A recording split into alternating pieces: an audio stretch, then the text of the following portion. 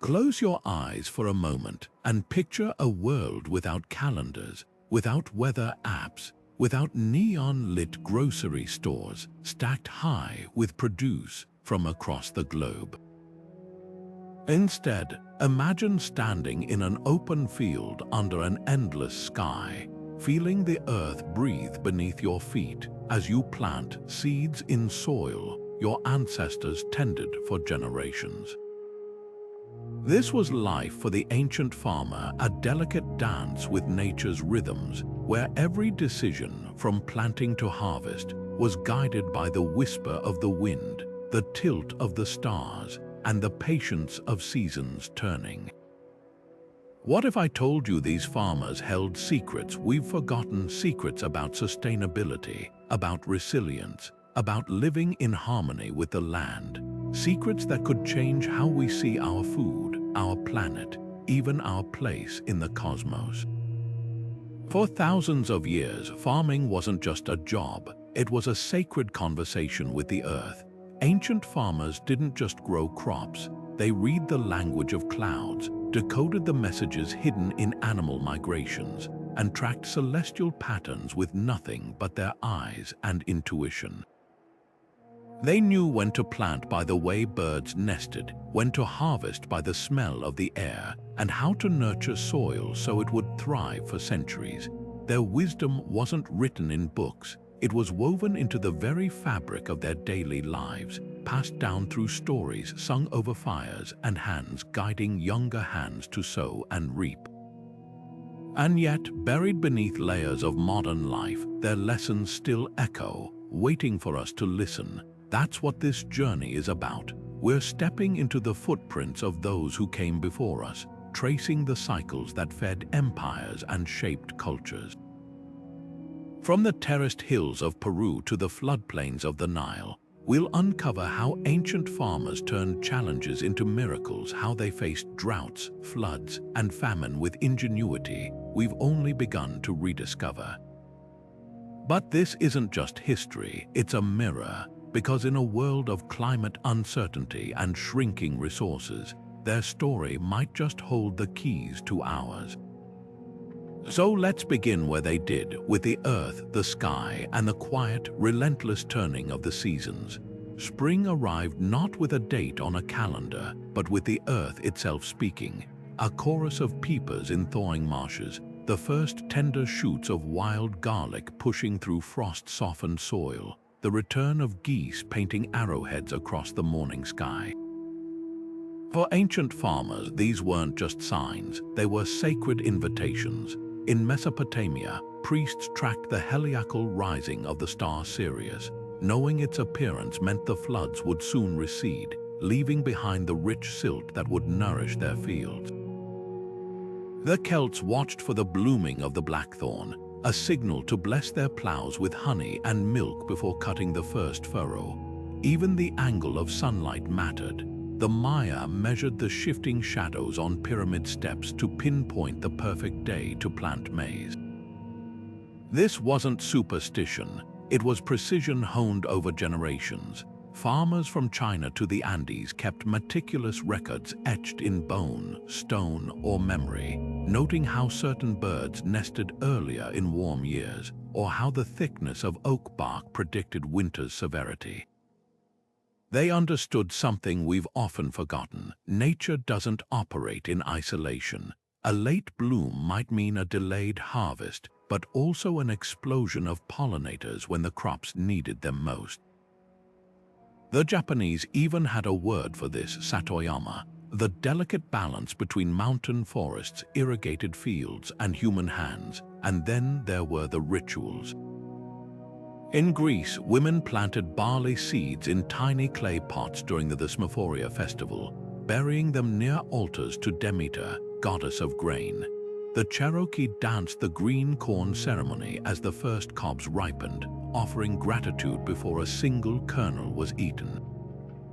These weren't empty gestures, they were acts of reciprocity, a way of saying, we remember we are part of this cycle, not its masters. Today, modern permaculture farms mimic this wisdom using companion planting like the Three Sisters method: corn, beans, and squash that Native American tribes perfected, or building swales to capture rainwater just as Nabatean farmers did in the desert 2,000 years ago. What's haunting is how much they achieved without satellites or soil labs. The terraces of Machu Picchu still stand centuries later, their stones cradling topsoil that hasn't eroded. The rice paddies of Bali, fed by intricate subak water temples, yield harvests year after year without depleting the land. These farmers didn't just survive, they thrived by listening to the earth, to the stars, to the quiet intelligence of seasons turning.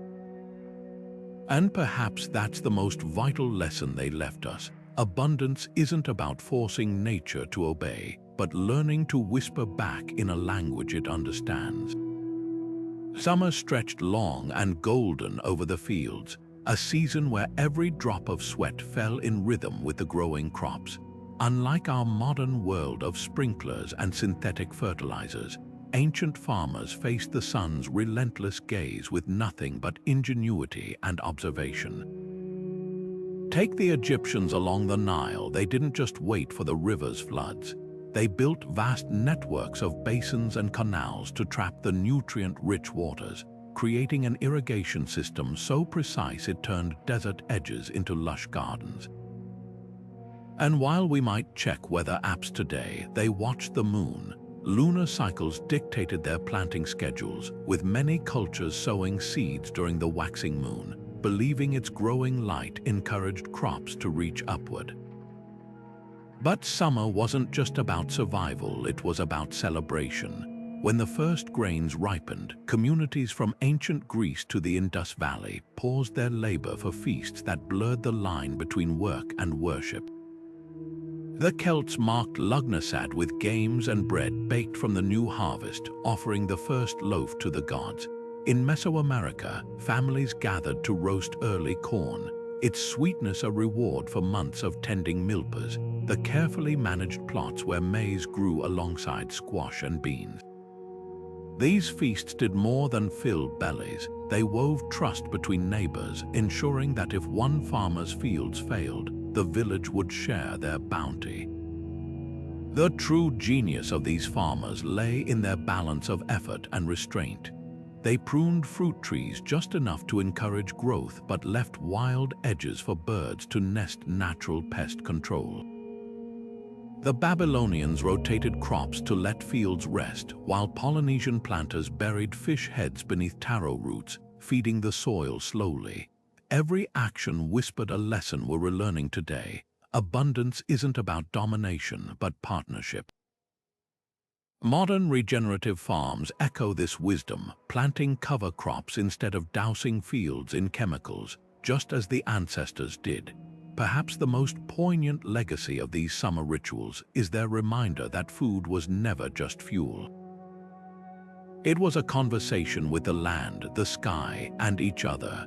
When a Roman farmer offered wine to Ceres before tasting his own grapes, or an Andean villager toasted the sun with chicha at solstice, they were honoring a truth we've misplaced. The earth doesn't owe us a harvest. We earn it season by patient season. Autumn arrived like a slow exhale, the air crisp with the scent of ripe grain and wood smoke. For ancient farmers, this wasn't just a season. It was the culmination of a year's careful dialogue with the earth. In Greece, women carried torches through the fields at night during the Thesmophoria, their chants rising to thank Demeter for the harvest while symbolically reenacting the goddess's search for her lost daughter Persephone. Meanwhile, along the Yellow River, Chinese villagers celebrated the Mid-Autumn Festival with mooncakes shaped like the full lunar disk, their fillings of lotus paste and salted egg yolk mirroring the bounty of the land. These weren't mere parties, they were acts of remembrance, acknowledging that every full granary represented both human labor and nature's grace. The harvest itself was a masterpiece of efficiency. Roman farmers used curved sickles called falxes to cut wheat stalks high, leaving the straw to nourish the soil, a technique modern no-till farms have revived to prevent erosion. In the Andes, potatoes were freeze-dried into chuño by exposing them to cold nights and sunny days, creating lightweight provisions that could last years.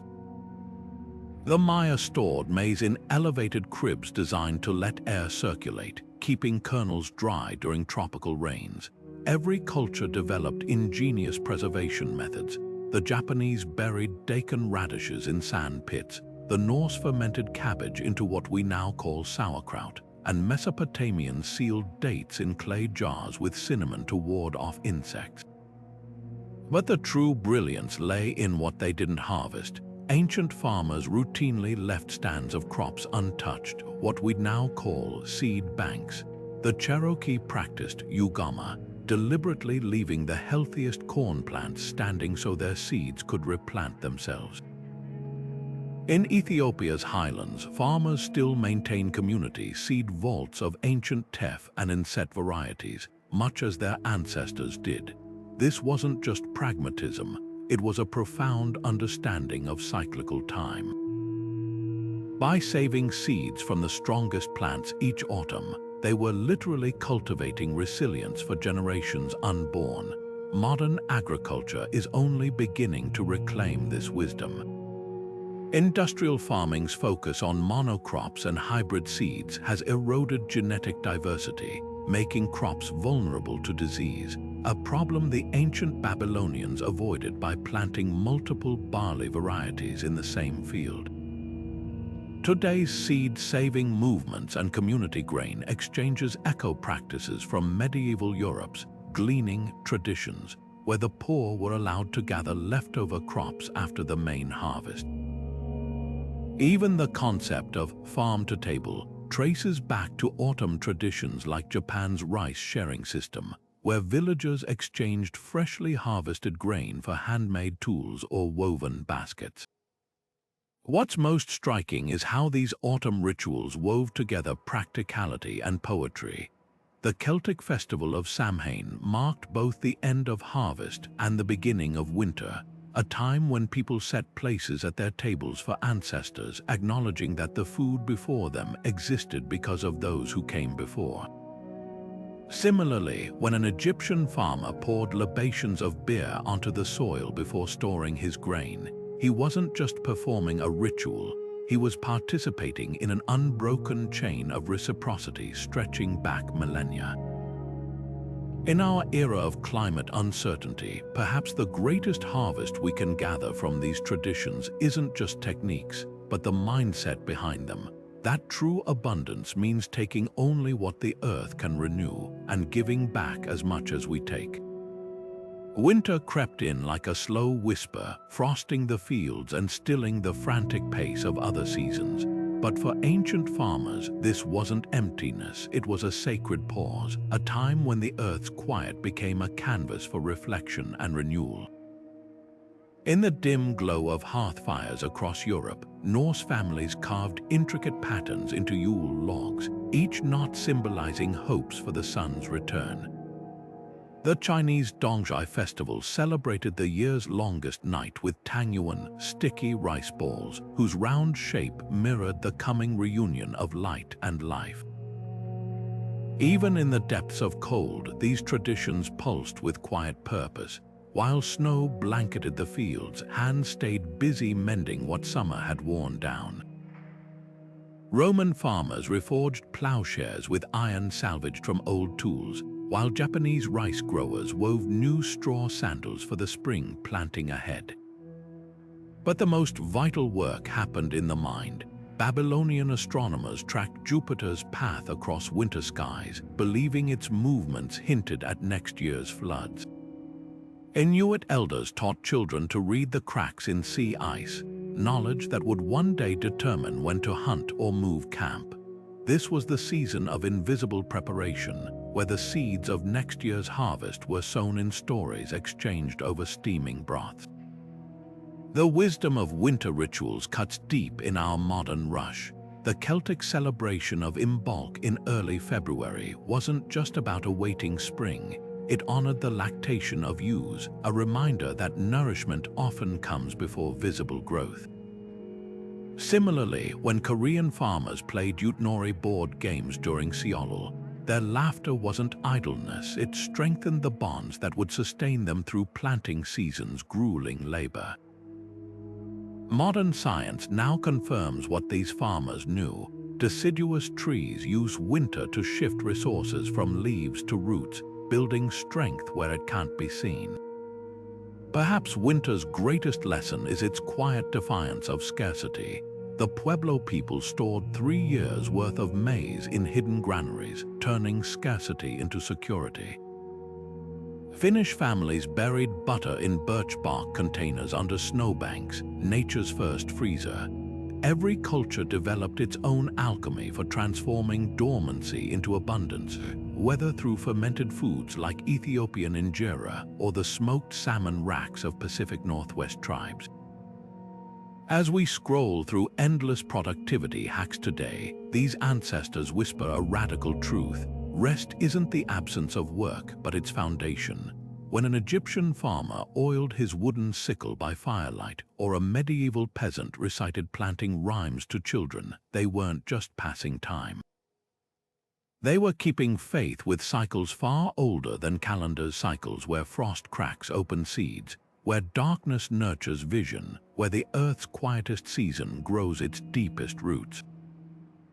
Long before satellites or weather stations, the sky itself was an open book to ancient farmers, its stars, sun, and moon forming the first almanac. Take the Maya, who constructed towering observatories like El Caracol at Chichen Itza, its narrow windows precisely aligned to track Venus's movements.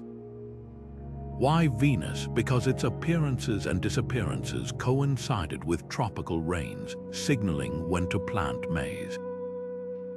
Similarly, at Stonehenge, the heel stone's alignment with the summer solstice sunrise wasn't just ceremonial. It marked the critical window for harvesting medicinal herbs at their peak potency, while winter solstice shadows told farmers when to slaughter livestock before frost made preservation possible.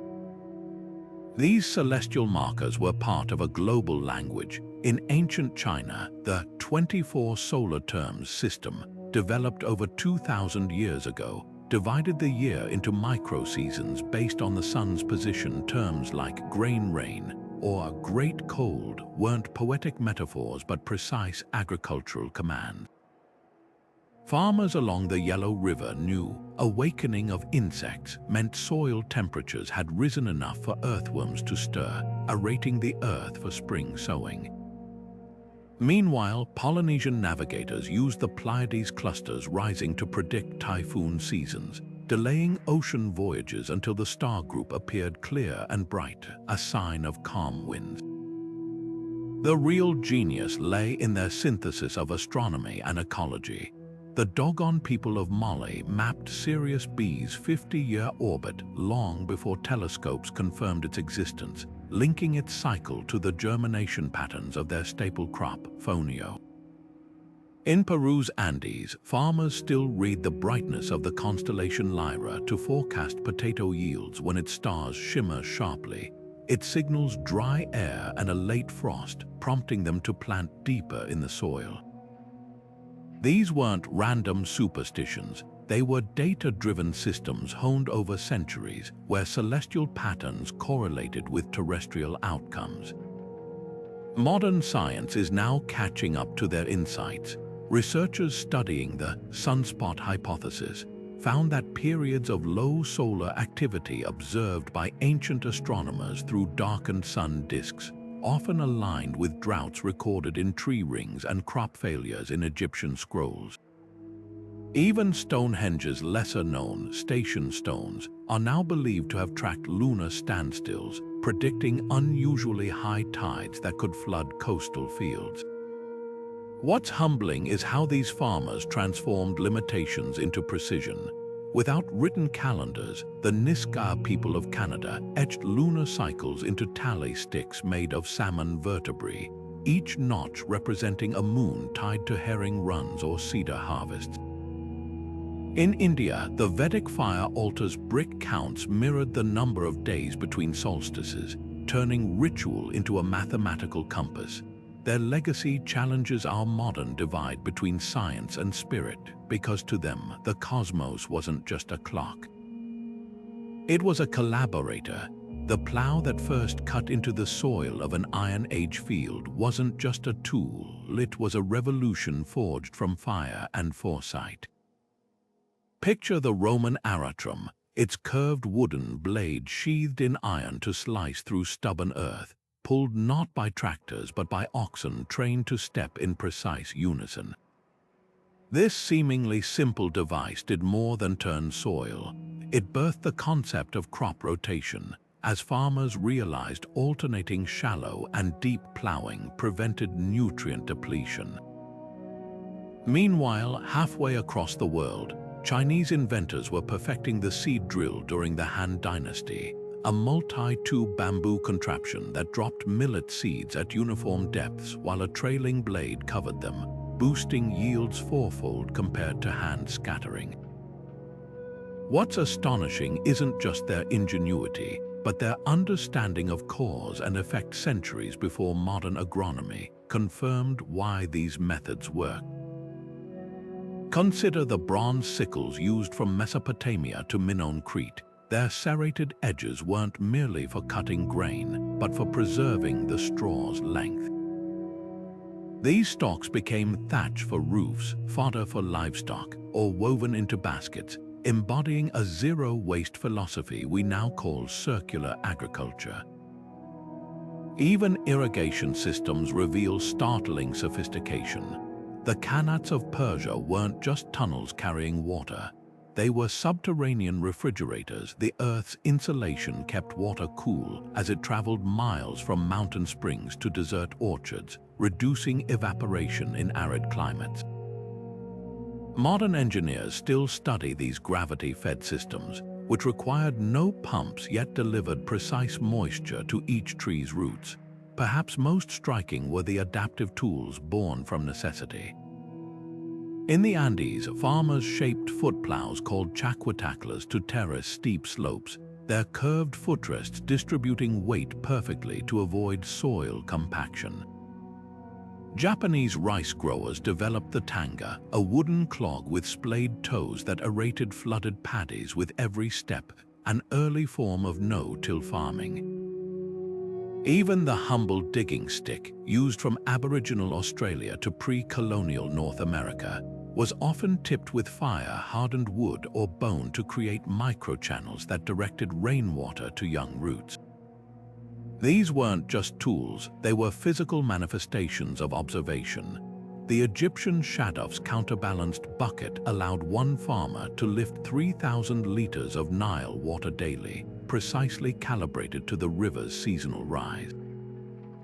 Celtic harvesters crafted sickles with blades offset 11 degrees from the handle, the ideal angle to gather maximum grain with minimal spillage. Every innovation reflected an intimate dialogue between human need and environmental limits, a far cry from today's disposable plastic implements. What these ancient inventors understood was that true sustainability isn't about adding complexity, but refining simplicity. The Roman poet Virgil wrote of farmers selecting oak wood for tool handles because its grain resisted splintering, a durability test modern laboratories would confirm takes 20 years of growth per tree. From the terracotta ollas buried near roots in Mexican chinampas to slowly seep water, to the Tibetan wooden plows designed to skim rather than overturn fragile alpine soils, these tools whisper a challenge to our age of fossil-fueled machinery. Sometimes the most advanced technology is the one that leaves the lightest footprint. Hidden in the twisted kernels of an Andean purple potato or the speckled beans of a Cherokee Trail of Tears variety lies something more precious than flavor, a living library of survival. Ancient farmers didn't just grow food, they cultivated genetic wisdom, selecting seeds over generations for traits we're only beginning to appreciate. Drought tolerance encoded in a Hopi blue corn's deep roots, pest resistance woven into the bitter leaves of West African eggplants. The Three Sisters system: corn stalks as trellises for beans, squash leaves as living mulch wasn't just clever gardening. It was a masterclass in ecological partnership where each plant filled gaps the others couldn't. Beans fixed nitrogen in soil depleted by corn's hunger, while prickly squash vines deterred raccoons better than any fence. This biodiversity acted as nature's insurance policy. When drought struck, the Inca's 1,000 potato varieties ensured some would thrive in dry soil while others endured downpours. In Ethiopia's highlands, farmers still interplant teff with inset, the so-called false banana, whose massive stems store water for years, a buffer against failed rains. Contrast this with modern monocrops, where a single disease can decimate entire regions, like the 19th century Irish potato famine that followed reliance on just one vulnerable variety. Ancient farmers understood what scientists now confirm: genetic diversity isn't optional, it's the foundation of food security. The real magic lay in their seed stewardship. In the American Southwest, Tohono O'odham farmers practiced ak-chin, deliberately scattering seeds beyond irrigated fields to encourage wild relatives to cross-pollinate, strengthening crops naturally. Babylonian clay tablets record merchants trading date palm cuttings like precious metals, while in the Philippines, Ifugao rice growers held bayanihan feasts where the best seeds were ceremonially exchanged between villages. These weren't just transactions, they were acts of collective resilience, ensuring no single community's crops held identical weaknesses. Today, scientists are racing to rediscover what these farmers knew.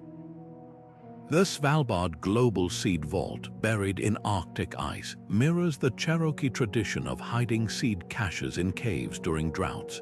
Modern plant breeders now turn to heirloom crops, like the flood-resistant scuba rice developed from ancient Indian varieties, to combat climate change. Even the Three Sisters method is being revived by regenerative farms, where intercropping boosts yields without synthetic inputs. Perhaps the most profound lesson lies in the stories behind these seeds. The Maori's Kumara sweet potatoes arrived via epic canoe voyages across the Pacific, each tuber wrapped in sacred cloth. Jewish families fleeing medieval Spain smuggled lentils in their clothing, preserving 700-year-old strains now grown in New Mexico. These seeds carried more than genetic code, they held memories of survival against all odds. In a world where 90% of historic crop varieties have vanished, these living heirlooms whisper a warning and an invitation to cultivate not just food but futures. The ox that pulled an Egyptian plow wasn't just a beast of burden, it was a partner in conversation with the land. Unlike modern industrial farms where animals are often confined, ancient agriculture thrived on reciprocity. Cattle did more than till soil. Their manure fertilized fields, their milk nourished families, and their very presence discouraged pests. In India, farmers still follow the Vedic practice of gu-mata, where dairy cows graze freely on crop stubble, turning waste into fertility while their urine is collected as natural pesticide. This wasn't just efficiency, it was a Chinese letter ecosystem where every creature had a purpose. Bees were another silent workforce. The Maya kept stingless Melipona bees in hollow logs, not just for honey but because their pollination doubled fruit yields in orchards. In medieval Europe, monks timed apple plantings to coincide with the emergence of local bee populations, a precision modern orchards replicate with rented hives. Even geese had roles beyond meat. Roman vineyards employed them as weeders, their nibbling feet gentler on vines than any herbicide. The sacred status of animals reveals deeper wisdom. Egyptian temple bulls weren't merely worshipped, they were bred for traits like disease resistance, their lineages carefully recorded on papyrus, an early form of genetic banking. Norse farmers left the first sheaf of harvest for wild birds, recognizing their role in controlling insects.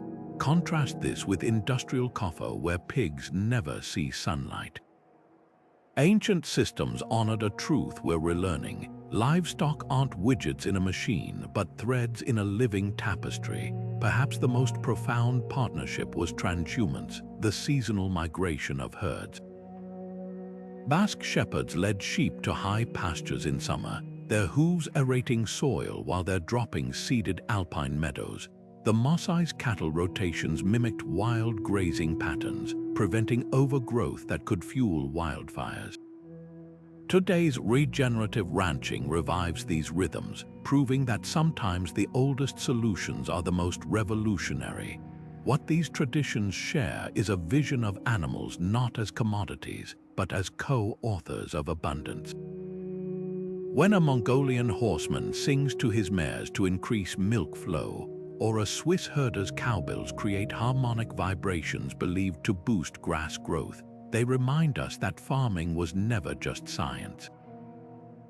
It was an art, one where every creature, from the smallest bee to the mightiest ox, held the brush. Beneath the blistering sun of ancient Persia, engineers carved tunnels that defied the desert qanats, gravity-fed aqueducts snaking underground for miles, delivering ice-cold water to orchards without a single pump. These weren't just ditches, they were hydrological masterpieces. Workers dug vertical shafts every 20 paces to remove debris and monitor flow, while the tunnel's gentle slope, calculated with nothing but a weighted string, prevented erosion. Even the condensation on their walls was harvested, dripping into ceramic jars for drinking. Today, UNESCO estimates over 37,000 qanats still function in Iran alone, some irrigating pistachio groves after 2,000 years of continuous use. Modern engineers marvel at their efficiency, losing less than 5% of water to evaporation, compared to 50% in open canals. Half a world away, the Ifugao people of the Philippines sculpted mountains into staircases of emerald rice terraces so precisely leveled, they reflect clouds like mirrors. Each paddy acts as a mini reservoir, capturing rainwater and releasing it layer by layer to fields below. The secret, an invisible web of bamboo pipes and hollowed logs controlling flow, maintained by village elders who could read water sounds like a language. During droughts, terraces higher up sacrificed their crop to feed those downstream, a communal water-sharing system encoded in ritual.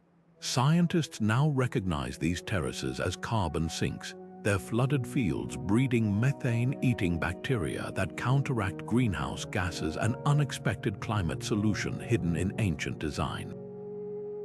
Then there's the forgotten genius of the Nabateans, who turned the Negev desert into a breadbasket with nothing but stone. They paved entire valleys with impermeable limestone, funneling rare flash floods into cisterns lined with waterproof plaster mixed with ash.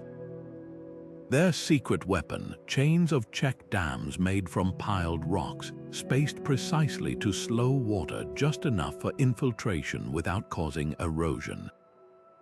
Modern Israeli farms still use their 2,000-year-old reservoirs, proving that sometimes the best technology isn't new, it's timeless. What unites these systems is their mimicry of natural water cycles. The qanat mirrors groundwater seeps, terraces replicate mountain springs, and Nabatean dams imitate beaver ponds. Compare this to today's concrete megadams, which disrupt sediment flows and evaporate billions of gallons. California's almond growers now experiment with dry farming techniques borrowed from ancient Crete, where olive trees thrived on seasonal rains alone.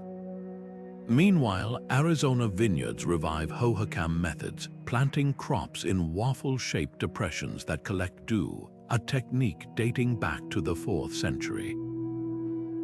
The lesson isn't just about pipes and ponds, but philosophy. When Balinese farmers gather at water temples to negotiate allocations, they're not just dividing a resource, they're honoring a covenant. Their subac system, recognized by UNESCO, treats water as a sacred thread connecting all fields, all families. In an era of privatized water rights and drained aquifers, this ancient idea that no one owns the rain might be the most radical irrigation technique of all. When the first seeds fell into the earth, they weren't just buried, they were consecrated. Across continents and centuries, planting and harvest became acts of communion, where farmers didn't merely ask for blessings but entered into sacred contracts with the forces of nature.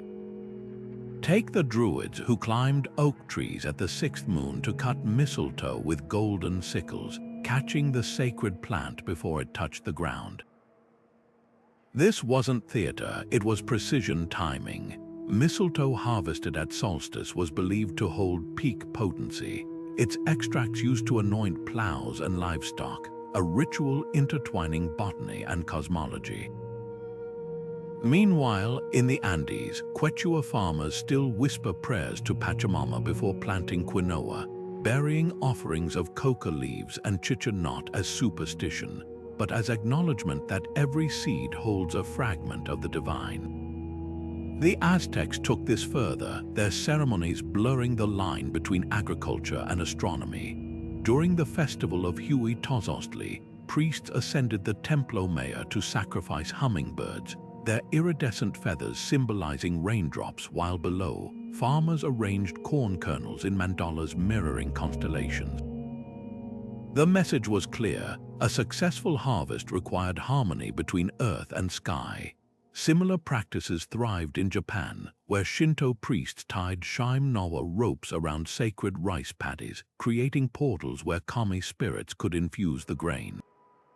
Even the act of sowing became ceremonial. Inuit hunters planting Arctic lupine sang to the seeds, their melodies mimicking the rhythms of migrating caribou herds, linking plant cycles to animal movements.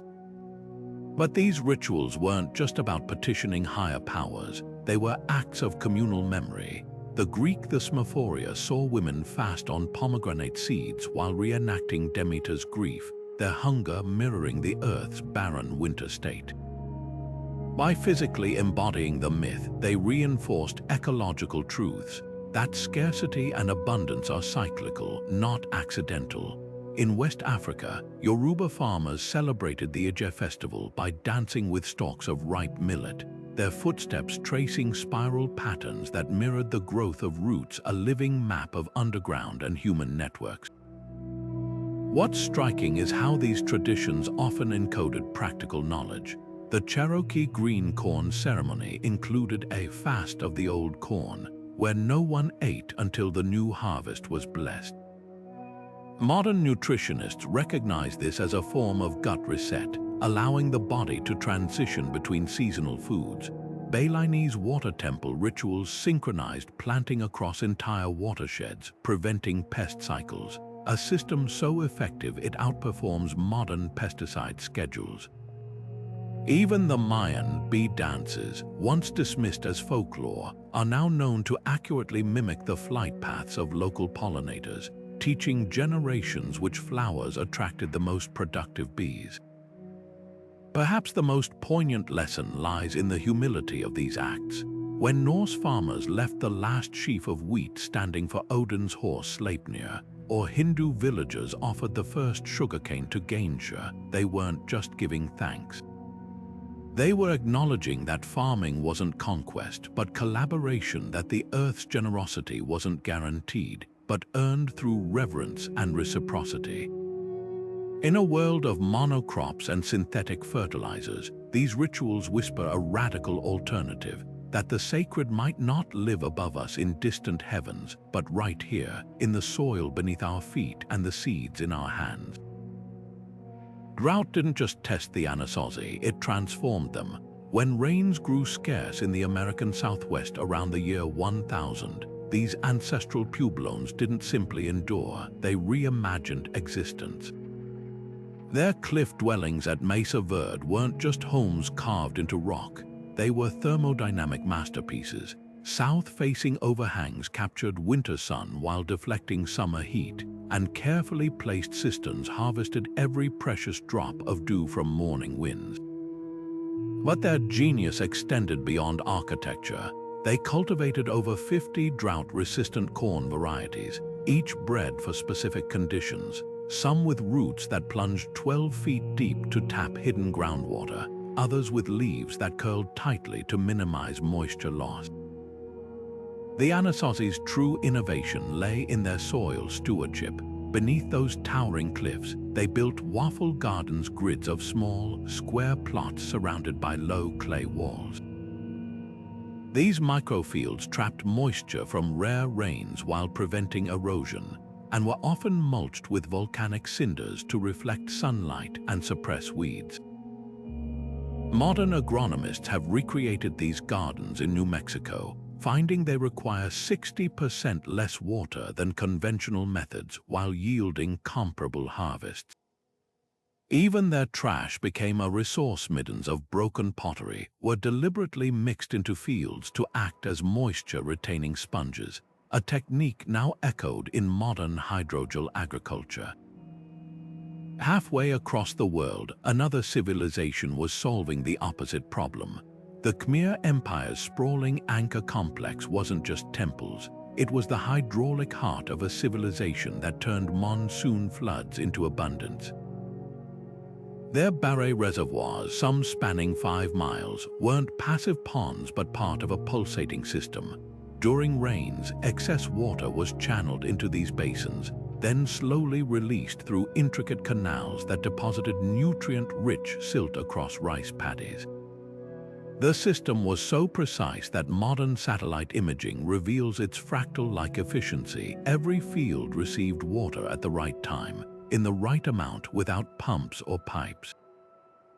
When contemporary engineers studied these canals, they found the gradient averaged just 1 inch per mile, a slope so slight it challenges modern laser leveling technology.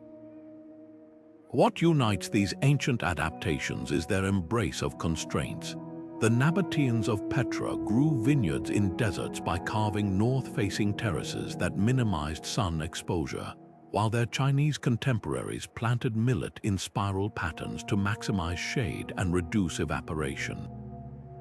In West Africa's Sahel region, farmers still use the Zai method, digging fist-sized pits during the dry season, filling them with compost to attract termites whose tunnels aerate the soil, creating perfect micro-wells for when rains finally arrive.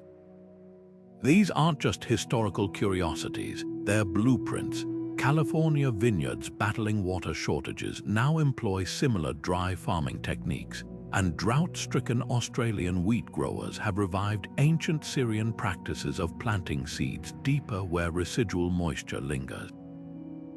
Perhaps the most urgent lesson lies in their contingency planning. The ancestral Pueblones maintained refuge crops, a fast-growing amaranth and chemopodium that could mature in 60 days if monsoons failed. The Maya cultivated forests of drought-resistant Ramon trees as emergency food sources, while Andean farmers kept freeze-dried chuño potatoes that could last decades. This wasn't mere storage, it was ecological redundancy, ensuring multiple fail-safes against catastrophe. Modern seed banks and crop diversification programs echo this wisdom, but ancient farmers went further. They didn't just preserve food, they preserved knowledge. The Timbuktu manuscripts contain 12th century instructions for predicting droughts by observing baobab flowering patterns, while Polynesian navigational chants encoded ocean temperature changes that signaled coming El Niño events. In our age of climate uncertainty, these ancestors offer not just techniques but a paradigm shift. They understood what we're relearning. Resilience isn't about overpowering nature with brute force solutions, but about dancing with its rhythms, planting the right crop in the right place at the right depth with the right companions. Their fields weren't factories but ecosystems. Their tools weren't weapons but partners. As rising temperatures rewrite agricultural rules, perhaps the most radical act isn't inventing something new, but remembering something ancient.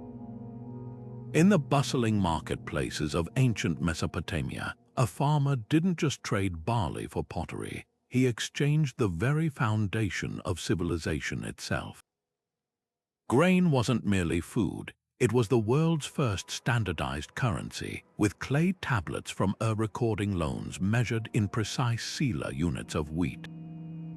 But this system went deeper than simple swaps.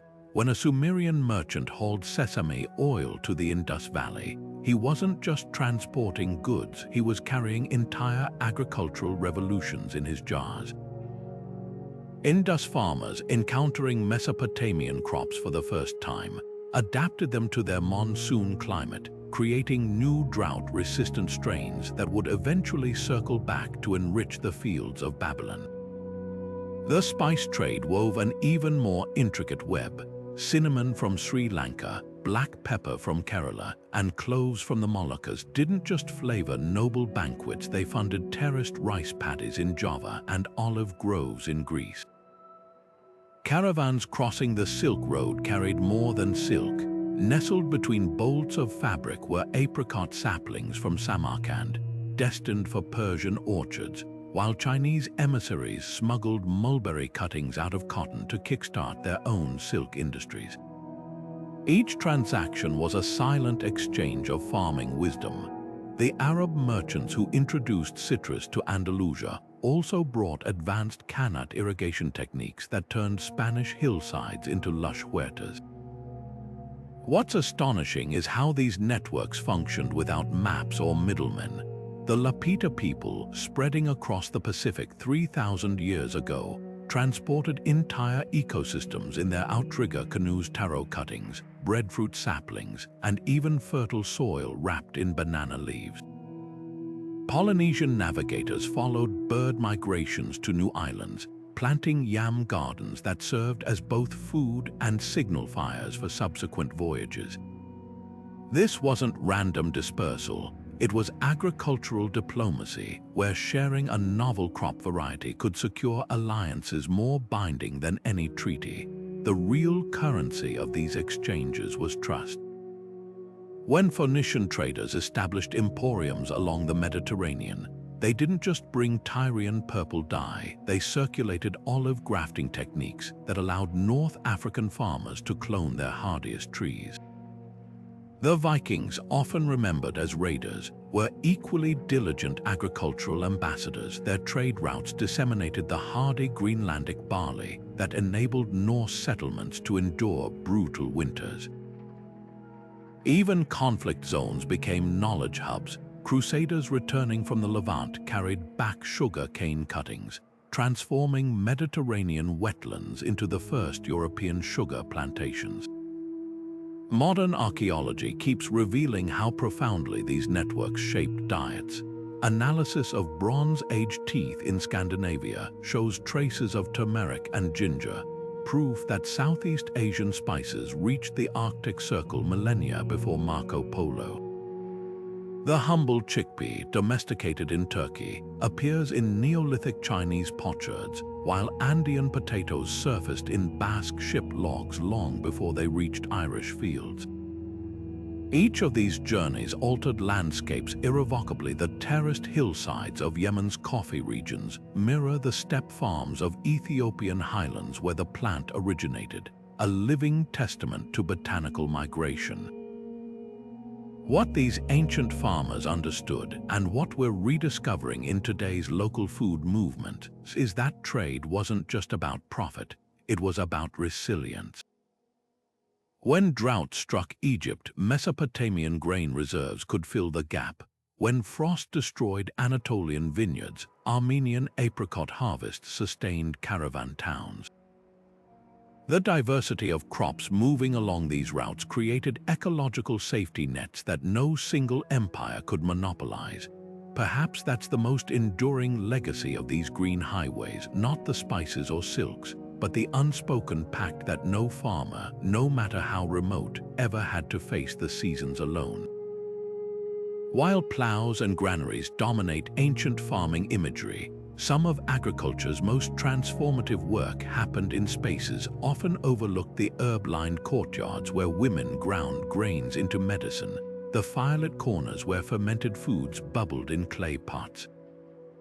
In Egypt, temple reliefs show priestesses overseeing vast brewery operations, their barley-based beers not just dietary staples but sacred offerings, rich in nutrients and probiotics. These women weren't merely cooks, they were early biochemists, mastering the alchemy of fermentation to preserve harvests and enhance digestibility. Meanwhile, along the Danube, Celtic women cultivated gardens of yarrow, chamomile, and scent. John's wort not as mere remedies, but as living pharmacies that doubled as pest deterrents when planted among crops. Their knowledge of companion planting, passed mother to daughter through song and story, created resilient ecosystems where medicine and food grew intertwined. The division of labor in ancient fields was far more nuanced than modern assumptions suggest. Mesopotamian cuneiform tablets record women managing date palm orchards, their expertise in hand pollination so vital that royal decrees protected their right to work during harvest. In Minoan Crete, frescoes depict women overseeing olive presses, their understanding of acidity and timing critical for producing oil stable enough to trade across the Mediterranean. Even tasks like seed selection became acts of custodianship. Hopi women in North America developed an eye for identifying the strongest corn kernels, storing them in decorated pots sealed with pine pitch to maintain viability for decades. These weren't chores, they were acts of long-term ecological planning, where every choice echoed through generations. Perhaps most revolutionary was women's role as living libraries of biodiversity. The herbarium compiled by the Roman healer Livia Drusilla listed over 600 plants, their uses ranging from curing sheep bloat to boosting soil nitrogen. In medieval Europe, monastic women like Hildegard of Bingen documented how marigolds deterred nematodes, while Ayurvedic texts from India credit female scholars with developing the first systematic classifications of soil types based on which medicinal herbs thrived where. This knowledge wasn't abstract, it was survival. When Norse settlers arrived in Greenland, it was women who recognized which local lichens could be mixed with milk to prevent scurvy, adapting ancestral Baltic techniques to new climates. The tools women invented reveal their ingenuity. The metatech grinding stones of Mesoamerica, often operated by teams of women, did more than crush maize. Their rhythmic motion created a communal workspace where crop rotations and weather patterns were discussed. Japanese farmwomen designed specialized sickles with inward curved blades perfect for harvesting rice without harming the delicate roots left to regenerate. Even something as simple as the woven winnowing baskets used across Africa and Asia held hidden sophistication. Their tight coils could separate wheat from chaff 3 times faster than men's open weave versions, a design so efficient it persists today. What's often missed is how these contributions shaped entire agricultural philosophies. The Cherokee concept of women's fields, plots tended collectively by female kin, prioritized crop diversity over monoculture, ensuring no single failure could cause famine. West African women developed intercropping systems where okra vines climbed corn stalks while peanuts fixed nitrogen below, creating self-fertilizing gardens that required no fallow periods. These systems weren't just productive, they were democratic, with Yoruba land grants stipulating that plots managed by women could never be seized by male leaders. The legacy of these unsung agronomists lingers in unexpected places. Modern studies show that when Tanzanian farmers revived the Sukuma women's practice of planting drought-tolerant, famine crops along field edges, yields increased by 20%. The same probiotic-rich kimchi techniques Korean women developed 2,000 years ago now inform cutting-edge gut health research. As we face climate crises and soil depletion, perhaps the most vital seeds these ancestors planted weren't in the earth, but in the collective memory proof that the smallest acts of cultivation, done with foresight and care, can grow into forests of resilience. The lavender fields of ancient Crete weren't just fragrant landscapes, they were living medicine cabinets, their purple blooms harvested to dress wounds and soothe fevers. Greek physicians like Hippocrates didn't merely recommend garlic for its flavor, they prescribed it as a potent antibiotic, calling it the stinking rose for its ability to fight infections long before modern science confirmed its allicin compound's antimicrobial power. This wasn't just gardening, it was healthcare cultivated from the soil up. Across the ancient world, farms functioned as the first hospitals, where every plant served dual purposes, nourishing bodies and healing them.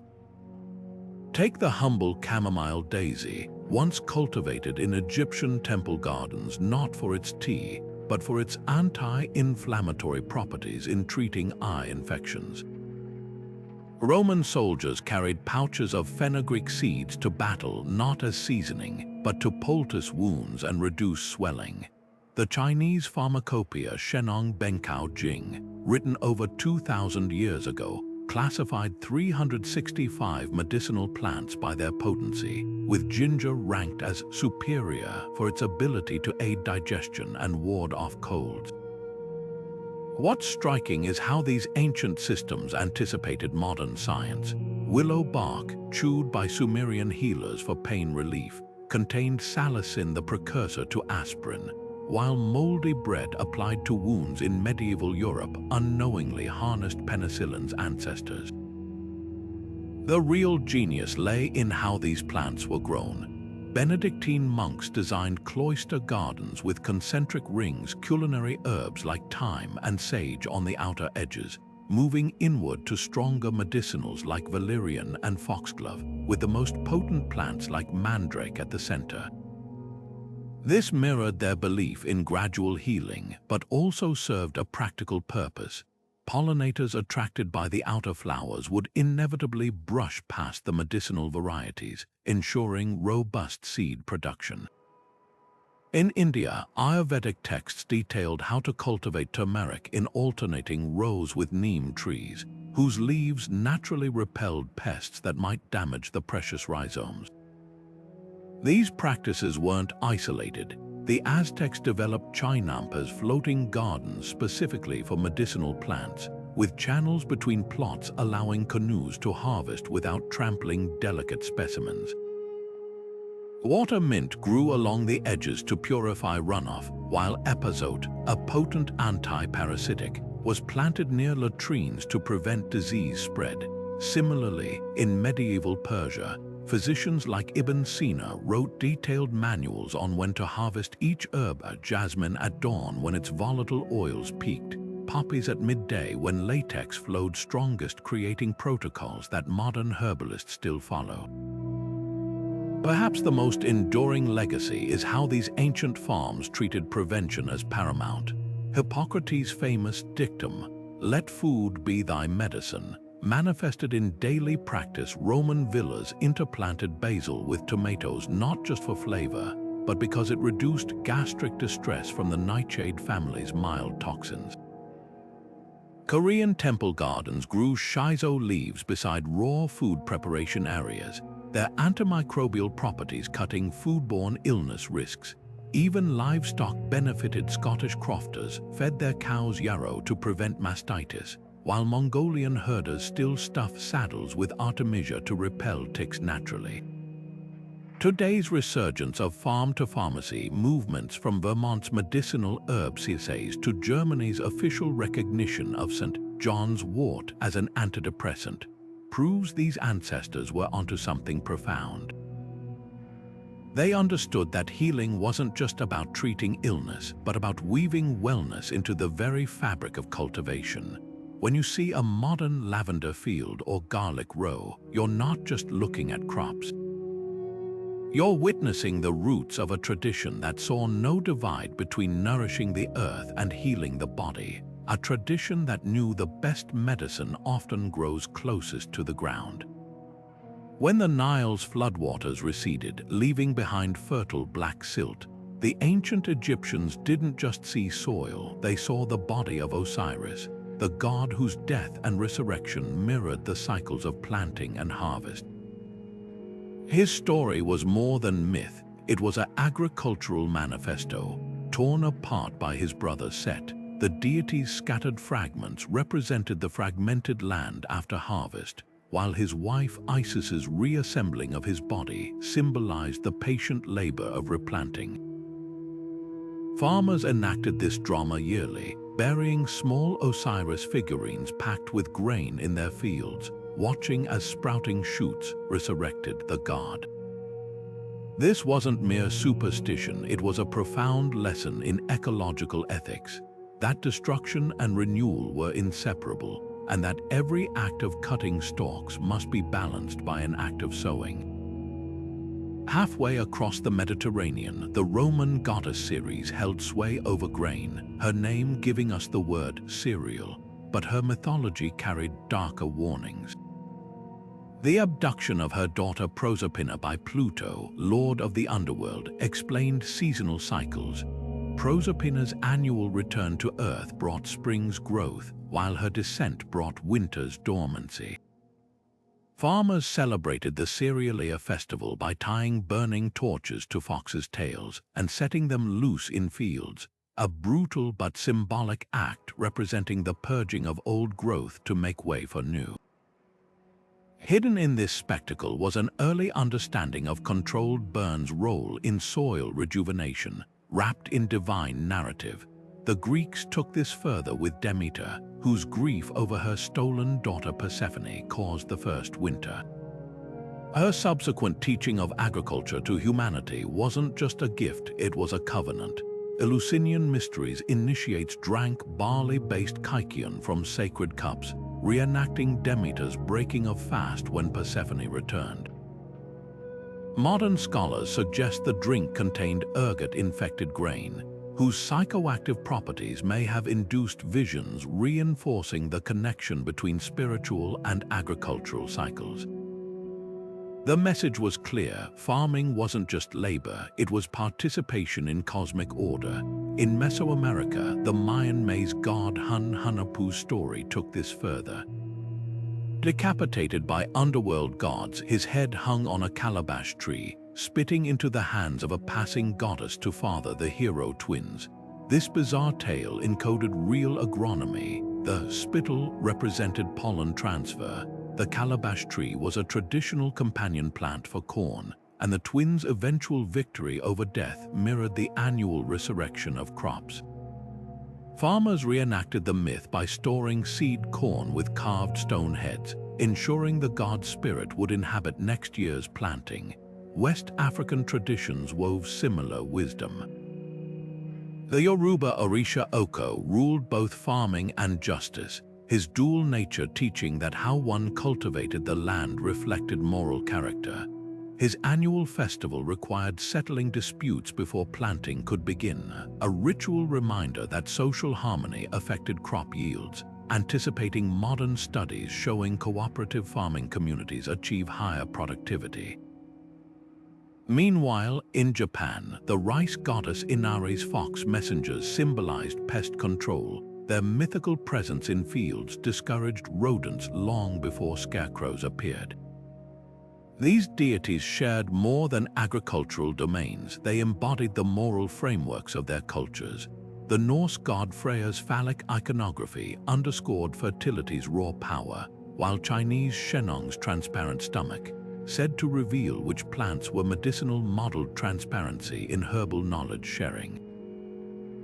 Hindu farmers still pray to Balarama, whose plough weapon carved India's sacred rivers, reinforcing that water management was divine work. What unites these myths is their recognition of farming as a sacred negotiation. The Aztec maize goddess Chicomacoatl demanded blood offerings not from cruelty, but to remind farmers that life required sacrifice. whether the death of seeds in soil or the labor of human hands.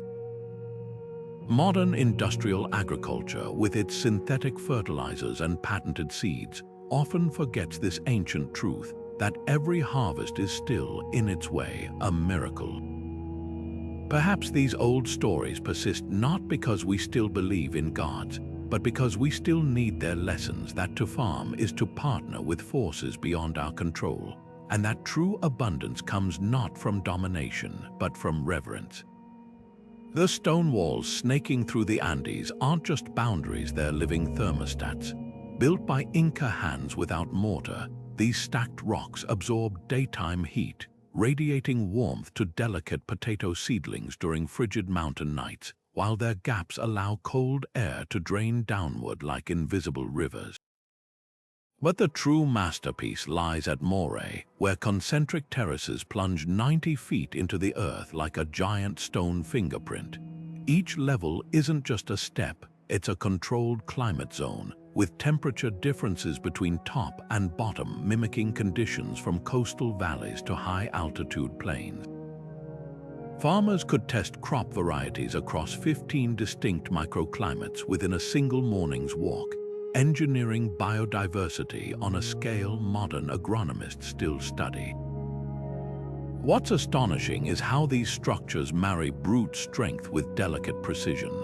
The retaining walls of Peru's Colca Canyon tilt slightly inward, their curvature calculated to withstand earthquakes by swaying rather than crumbling, a design so effective that many stand intact after 600 years of tremors.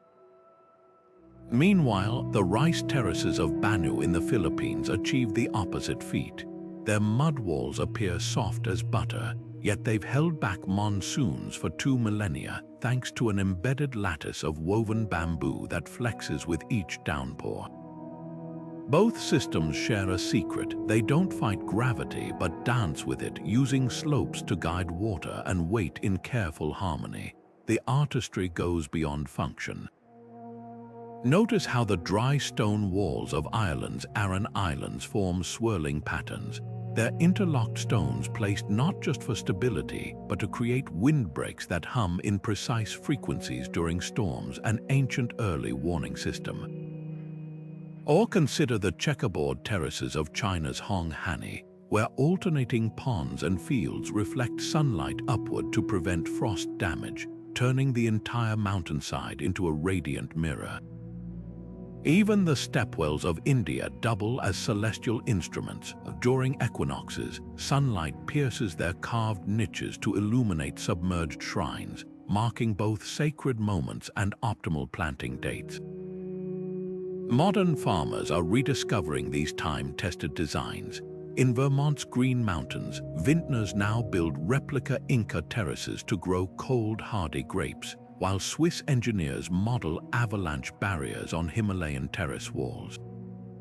The most poetic revival might be in Jordan, where archaeologists rebuilding ancient Nabatean farms found their 2,000-year-old cisterns still holding water, not because of superior materials, but because their spiral staircases minimized evaporation by exposing less surface area to desert winds. These landscapes whisper a truth we're relearning, that the best farming isn't imposed upon nature, but composed with it. When you see a Breton farmer repairing a moss-covered wall or a Balinese elder realigning temple carved water dividers, you're witnessing more than maintenance. You're seeing the unbroken performance of an ancient symphony, where every stone and slope plays its part in the eternal concert of growth. When the Norse buried barrels of herring under birch bark in icy Scandinavian soil, they weren't just storing food, they were harnessing chemistry.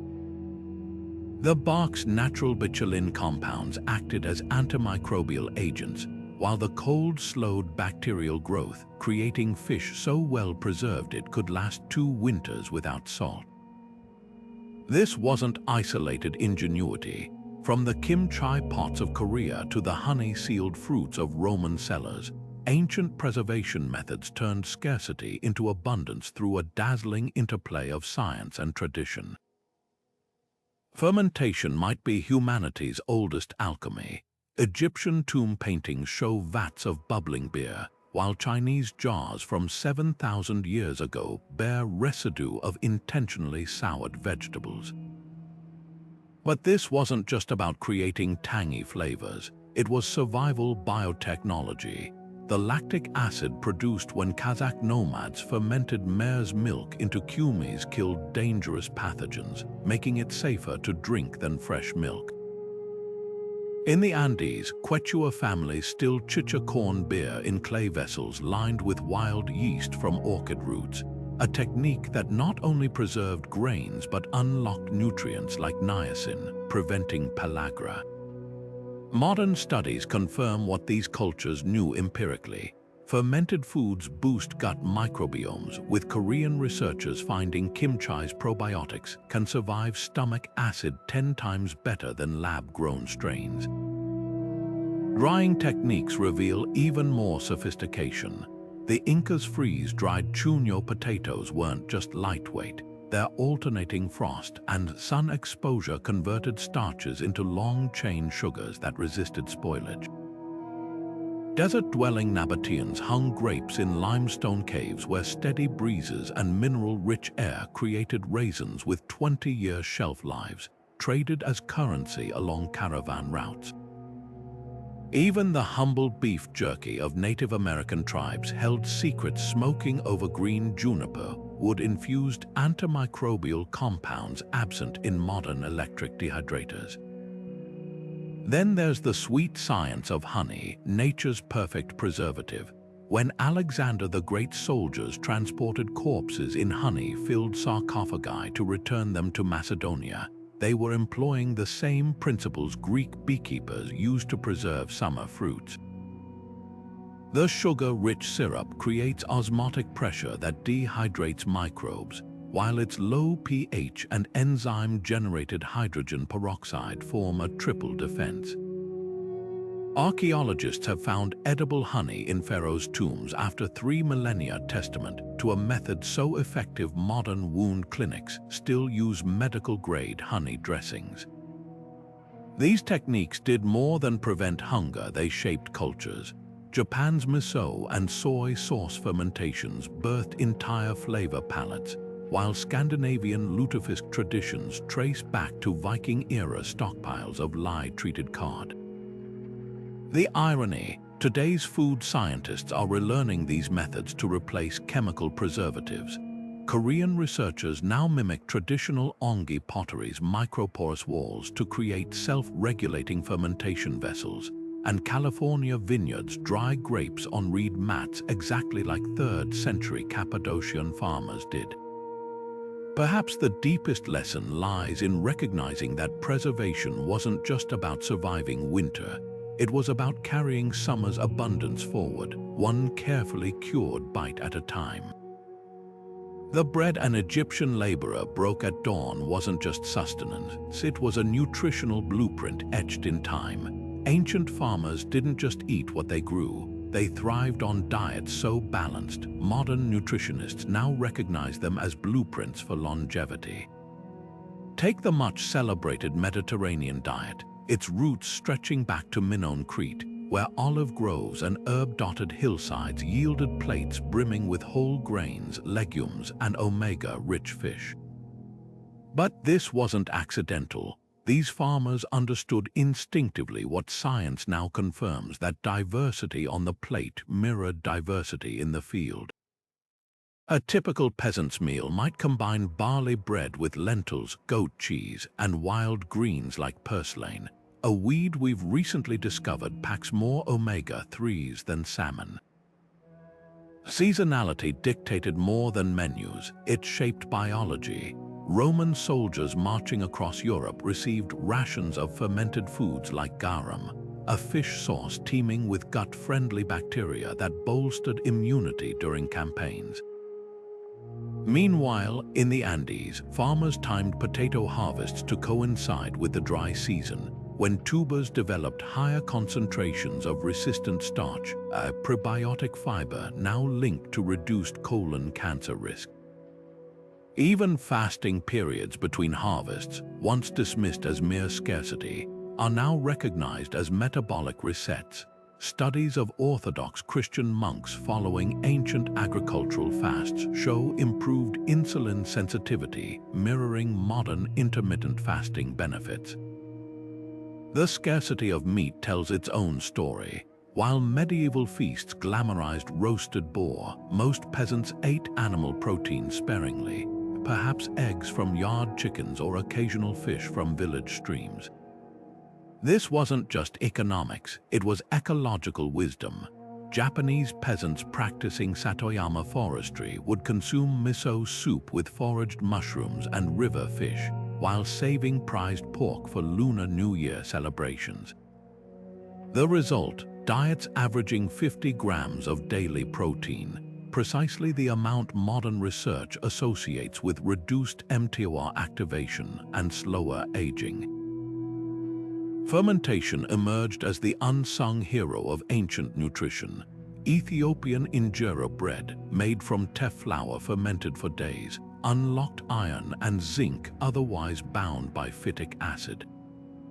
Korean temple kitchens perfected kimchi's layered fermentation, creating a single dish delivering vitamins C, K, and B12 alongside live lactobacilli.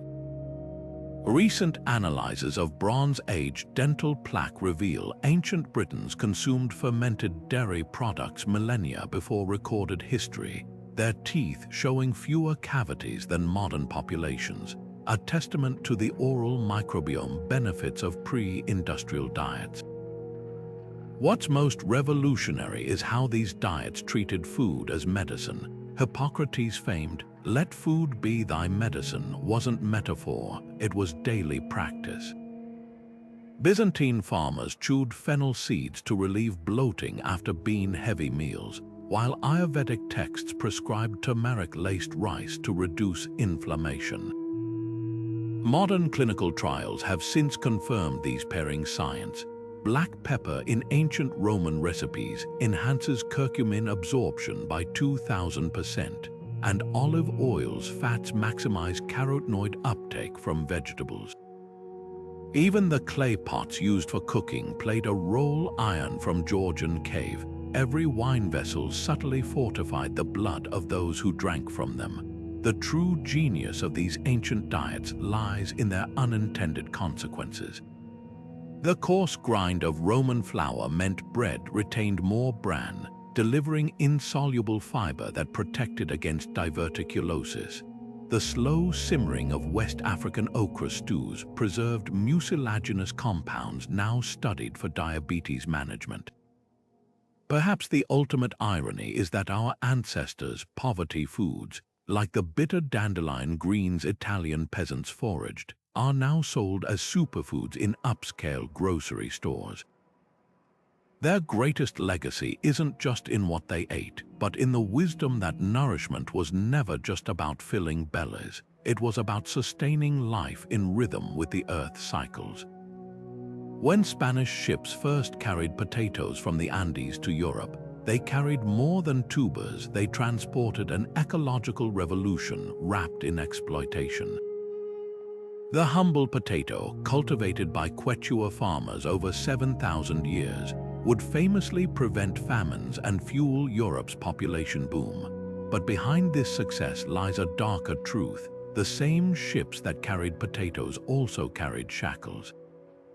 Spanish colonizers didn't just adopt indigenous crops, they extracted knowledge through coercion, forcing Andean farmers to reveal cultivation secrets under threat of violence.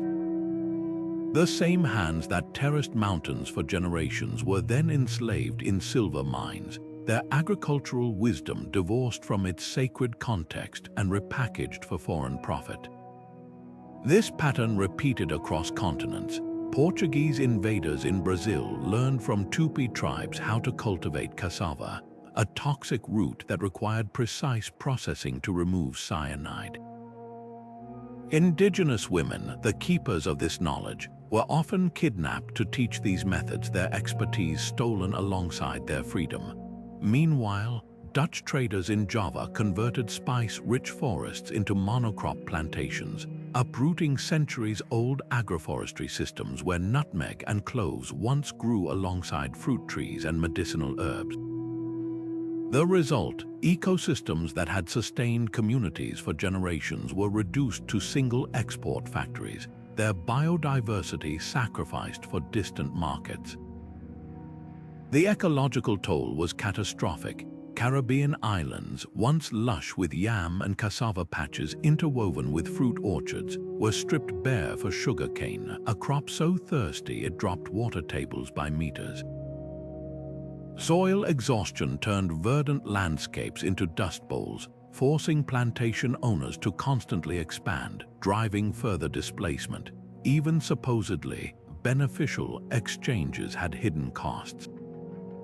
The introduction of wheat to Mexico disrupted traditional milpa fields where corn, beans, and squash grew symbiotically, leading to soil depletion that still plagues the region today. Perhaps most insidious was the rewriting of agricultural narratives. Foods deeply rooted in indigenous cultures were rebranded as European inventions. The tomato, domesticated by Aztec farmers, became Italian. Quinoa, a sacred Andean staple, was dismissed as peasant food until Western dietetics deemed it a superfood.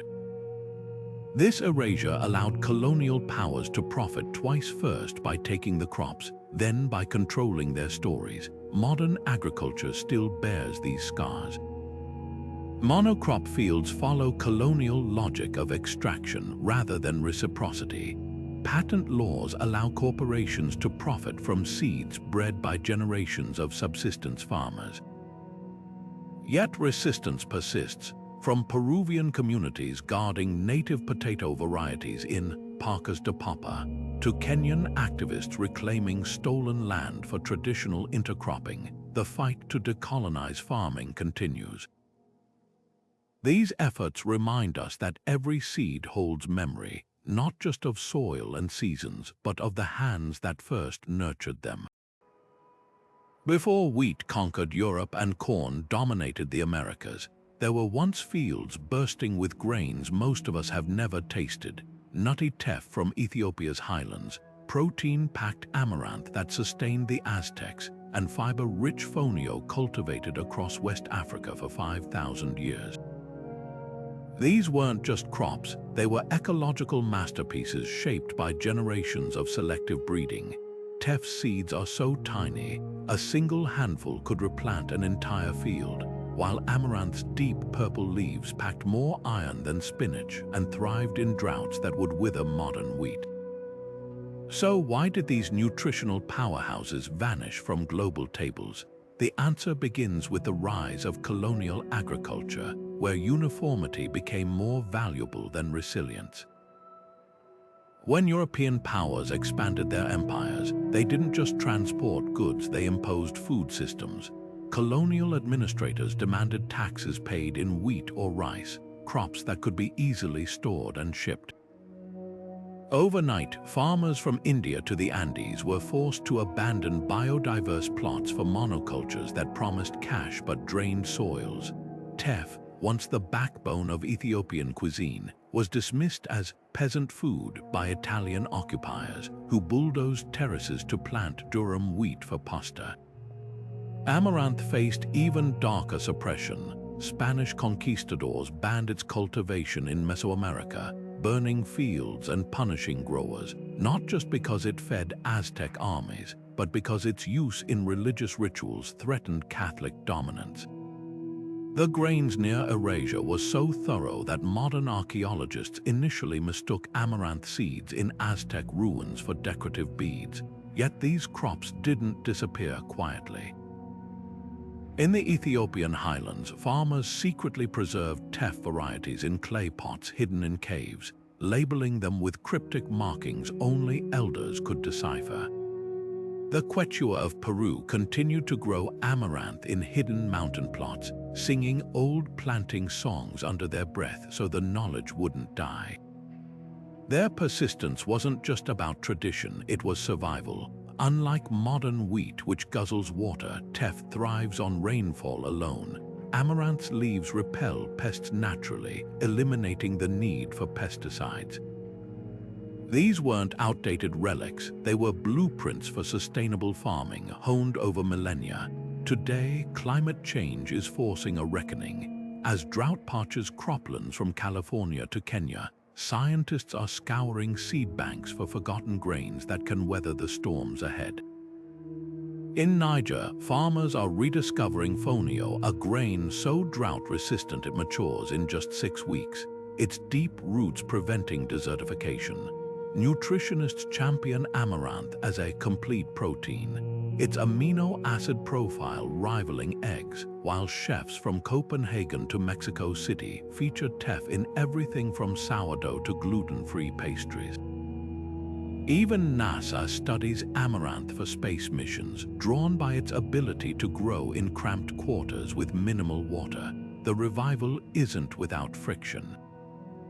Corporate patents now threaten to privatize these ancient crops, with companies trademarking names like super grain teff, despite Ethiopian farmers' centuries of stewardship. Meanwhile, rising global demand has driven up prices, making teff unaffordable for the very communities that preserved it. But from the highlands of Tigray to Oaxaca's milpas, farmers are pushing back, creating seed-sharing networks and lobbying for protections that honor traditional knowledge. Their fight isn't just about reclaiming the past. It's about seeding a future where food systems value diversity over dominance, where the grains that once fed empires might just nourish a changing planet. Walk through a modern permaculture farm, and you might mistake it for an ancient landscape: fruit trees arching over vegetable beds, medicinal herbs sprouting between grain stalks, mushrooms flourishing in shaded understories. This isn't nostalgia, it's a revival of the oldest farming wisdom on Earth, repurposed for a planet in crisis. Take the Zaytuna farm in Australia, where swales, those gentle trenches designed to catch rainwater, mirror the Qanat systems of Persia, slowing erosion and recharging aquifers just as they did 2,000 years ago. Or visit the rooftop gardens of Brooklyn, where soil stacked in layered hugelkultur mounds, a technique borrowed from German peasants, uses decaying wood to create self-fertilizing beds that need no tilling, echoing the Amazon's terra preta orchards. What seems cutting edge is often archaeology in action. The real breakthrough lies in how these systems marry tradition with innovation. Forest farming, once practiced by the Maya with their canopy-shaded cacao groves, now appears in Vermont maple forests where ginseng and golden seal thrive in dappled sunlight. Instead of synthetic fertilizers, farmers deploy chop and drop mulching, a method West African women used for centuries, where nitrogen-rich plants like pigeon pea are trimmed and left to decompose right where crops grow. Even livestock management is getting an ancient upgrade. Rotational grazing mimics the migratory patterns of wild herds, just as the Maasai's cattle once fertilized the savanna. The result: soil carbon levels are rising where industrial agriculture once stripped them bare. Critics once dismissed these methods as impractical for feeding billions, but the data tells a different story. A study of polyculture farms in Malawi found they yielded 20% more calories per acre than monocrops, while using 60% less water. In drought-stricken Texas, farmers adopting no-till techniques inspired by the Inca saw soil moisture retention double within 3 years. Perhaps most strikingly, South Korea's urban agriculture movement, modeled on traditional temple gardens, now supplies over 30% of Seoul's leafy greens from rooftop and vertical farms, proving ancient solutions can thrive in modern cities. What unites these efforts isn't just technique, but philosophy. Like the Cherokee Three Sisters plantings, where corn, beans, and squash support each other, permaculture sees relationships where industrial farming sees competition. When a California vineyard plants mustard flowers between grapevines to attract predatory wasps, just as medieval monks did to control pests, they're not just reducing pesticides. They're participating in a dialogue begun millennia ago, one where every organism has a role. The most radical idea these modern farmers are rediscovering isn't new at all, that the best way forward might just be to listen to the land, to the past, and to the quiet wisdom of roots reaching deep. Carved into the Cordillera Mountains like emerald stairways to the sky, the Ifugao rice terraces of the Philippines defy both gravity and time. Built over 2,000 years ago without metal tools or blueprints, these living landscapes function with the precision of a Swiss watch, each paddy a self-regulating reservoir, each stone wall a textbook on hydro-engineering. The secret lies in what locals call mayong, sacred forests that crown each terrace system. These aren't just pretty backdrops, they're the terrace's beating heart. Tree roots act as natural water pumps, drawing moisture from clouds and releasing it slowly through the soil, while fallen leaves create compost that feeds the rice without fertilizers. It's a closed-loop system where every element from the tallest tree to the smallest snail has a role. Maintaining this balance requires knowledge passed down through chanted epics rather than manuals.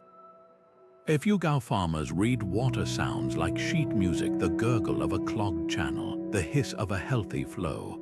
Their tools seem deceptively simple: wooden spades for repairing walls, bamboo pipes to divert springs. But watch closely and you'll see physics in action. Terrace walls lean slightly inward, their stones meticulously stacked to withstand earthquakes by swaying rather than crumbling. Planting follows celestial cues. When the constellation Balatic Orion's belt appears at a certain angle, it signals time to sow. Modern agronomists have measured these practices and found astonishing precision.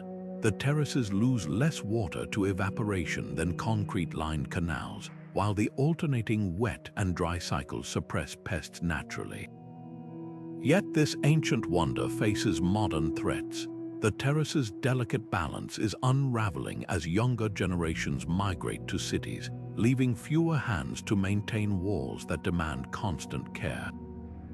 Climate change intensifies storms that scour fragile steps, while introduced giant earthworms, once touted as soil improvers, now destabilize walls with their voracious tunneling. Perhaps the cruelest irony is tourism's double-edged sword. Homestays and hiking trails bring income but also pollution, with plastic waste clogging the same waterways that once ran crystal clear. The Ifugao aren't surrendering. Women's cooperatives now document terrace law in digital archives, while engineers adapt ancient techniques to new challenges, using drones to monitor wall stability, but repairing them with traditional stone-on-stone methods. UNESCO designation has spurred innovations like Adopt a Terrace, programs where urban Filipinos fund repairs in exchange for organic rice harvests. Most crucially, schools now teach terrace math, calculating wall angles and water volumes alongside algebra, ensuring the next generation inherits both the tools and the wisdom to keep this stone symphony playing for millennia more. What makes these terraces timeless isn't just their beauty, but their lesson in humility. They remind us that the most advanced technology isn't always the newest. Sometimes it's the design that's been tested by 2,000 seasons of typhoons and sunshine, whispering secrets we're only beginning to decode. On the sun-baked slopes of Crete, gnarled olive trees twist toward the sky like living sculptures, their silver-green leaves whispering stories older than the Parthenon. These aren't just plants, they're time travelers. Some Cretan olive groves shelter trees planted when the Minoans ruled the Mediterranean, their roots gripping the same soil for over 3,000 years. Farmers here measure time not in seasons, but in generations of their family tending the same trees, knowing each knot and hollow like the lines on their grandparents' hands. The secret to this longevity lies in a partnership deeper than mere cultivation. Cretan growers practice what they call the lazy method, a minimal pruning, no irrigation, and absolutely no chemical fertilizers. It sounds counterintuitive, but these trees thrive on neglect because they've adapted to the island's harsh ecology over centuries. Their roots plunge 40 feet deep to tap hidden water tables, while their dense, gnarled wood resists pests naturally. Harvesting this living heritage is a ritual suspended between past and present. Come November, families spread nets beneath the ancient boughs, using wooden rakes to coax the fruit down never machines that might bruise the tree's venerable bark. The olives are cold-pressed within hours at family-owned mills, where granite stones still turn at the pace they did when Venetian merchants traded this oil for spices. What emerges is liquid gold with a pedigree. Cretan oil contains up to 30% more polyphenols than other varieties, giving it a peppery bite that modern science links to anti-inflammatory benefits. But to locals, it's more than health food, it's the taste of identity. Cretan folklore claims the first olive tree sprouted where the goddess Athena struck her spear, and to this day, baptismal ceremonies include anointing infants with oil from their family's oldest tree. The real magic lies in how these groves function as ecosystems. Between the trees, farmers encourage wild herbs, thyme, oregano, and sage whose roots create fungal networks that nourish the olives while repelling harmful nematodes. Bees from nearby hives pollinate the blossoms, their honey absorbing the olive's floral notes. Even the pruning waste gets woven into baskets or burned to ash that's returned to the soil. This circular economy mirrors the Minoan belief that every part of the tree was sacred, its oil for lamps and cooking, its wood for tools, its leaves for medicine. Modern researchers have confirmed the wisdom behind these practices.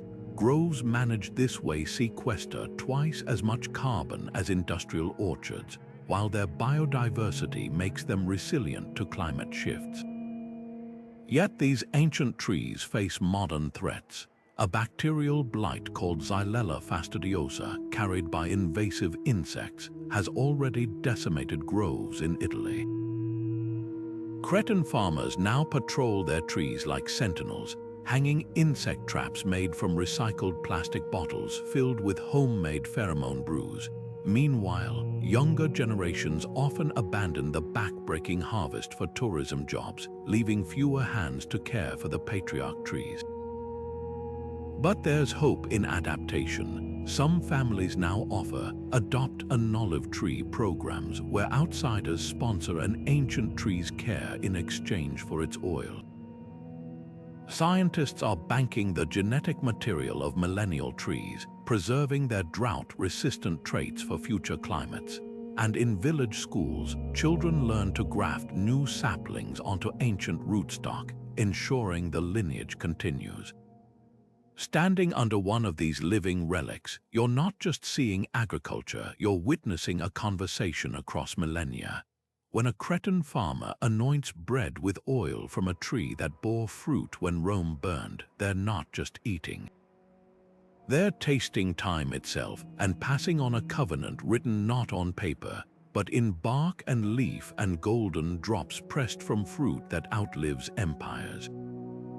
High above the streets of Singapore, a new kind of farm rises toward the sky, not in sprawling fields, but in glowing vertical towers where lettuce grows under precisely tuned LED lights, stacked 30 levels high. At first glance, these futuristic farms seem worlds apart from the sun-baked terraces of the Andes or the rice paddies of Bali. But look closer, and you'll find ancient wisdom encoded in their circuits. The same principles that guided Inca farmers to rotate crops with the seasons now shape algorithms determining which greens to grow based on real-time nutrient data. The hydroponic mist nourishing these plants, a high-tech echo of the Qanat systems that sustained Persian orchards for millennia. This marriage of old and new isn't just poetic, it's proving revolutionary.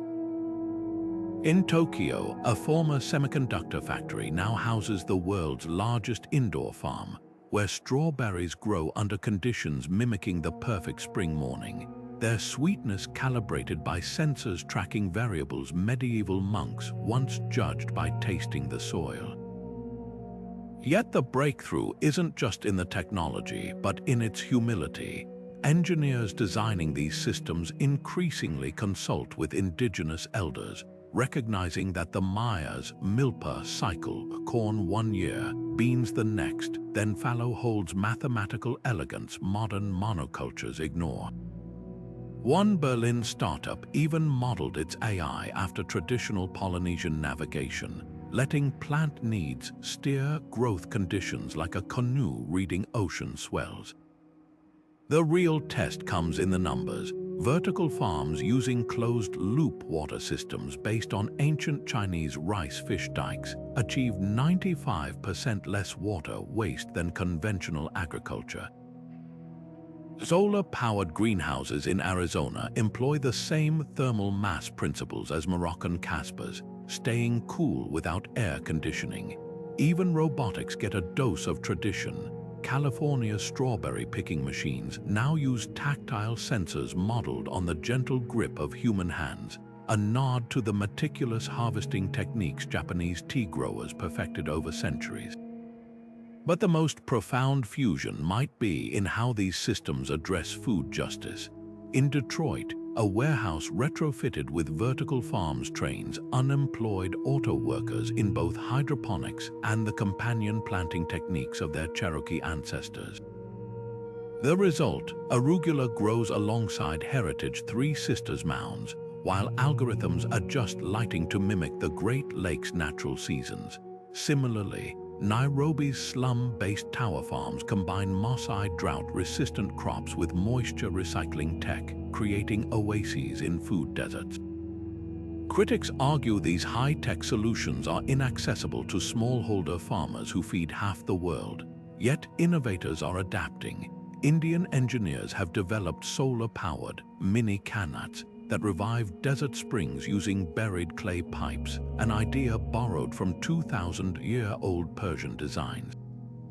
Ethiopian agronomists pair satellite soil scans with traditional erosion barriers made of euphorbia hedges, doubling yields on degraded land. The lesson is clear. The future isn't about choosing between tradition and technology, but weaving them together like the warp and weft of an ancient tapestry. Perhaps the ultimate symbol of this synergy sits in a Dutch lab, where scientists are decoding the DNA of a rare wheat variety found in an Egyptian tomb. Its deep roots and pest resistance could help breed crops for a hotter world, but the key to unlocking its secrets lies in hieroglyphic texts describing how farmers cultivated it under pharaohs. The circle closes as we realize the most cutting-edge tool we have for feeding the future might just be the wisdom of the past. The hands that first shaped clay into seed pots, that traced the arc of stars to predict rains, that sang to the soil as they sowed, they left us more than harvest. They left a language not of words but of actions woven into the earth itself, a testament to what happens when humanity listens rather than dominates. The ancient farmer's calendar wasn't just a record of seasons, it was a covenant, a promise to give as much as was taken. In the terraced slopes of the Andes, in the lunar-aligned planting rituals of the Maya, in the wildfire mimicking burns of Aboriginal Australians, we find the same truth echoing across continents and centuries. Abundance isn't seized, it's cooperated with. Today, as glaciers retreat and soils turn to dust, that wisdom pulses with new urgency. Modern regenerative farms from the Loire Valley to the Australian outback are proving that these aren't quaint traditions, they're survival strategies. When a vineyard in Spain revives the Moorish acequia canals, reducing water use by half, or when a Kenyan community replants sacred kaya forests to restore vanished rains, they're not just borrowing from the past. They're adding new verses to an ancient song. Even megacities are joining the chorus. Seoul's urban farms mimic the layered ecosystems of Korean temple gardens, while Detroit's vacant lots bloom with Three Sisters mounds tended by both elders and schoolchildren. What makes these practices so enduring isn't nostalgia, but their radical practicality.